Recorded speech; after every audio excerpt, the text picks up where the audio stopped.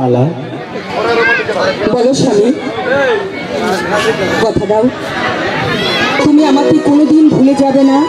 মালা,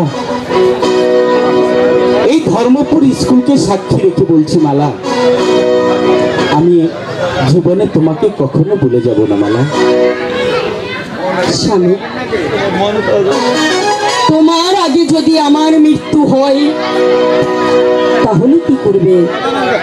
মালা, তাহলে কি করবো আমি জানি। এই কথা কেন বলছো মালা? আল্লাহ পাক এমন নিষ্ঠুর নন যে আমার আগে তোমার মৃত্যু করে। তাহলে তুমি কি করবে? মালা, বলো।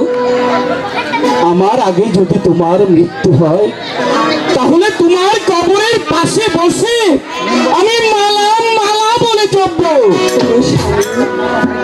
বলো না মালা, যদি তোমার আগে আমার মৃত্যু হয় তাহলে তুমি কি করবে? আমিও তোমার কবরের পাশে বসে বসে শুধু স্বামী স্বামী বলে চিৎকার করব। মালা, কথা দিলাম। আমিও কথা দিলাম।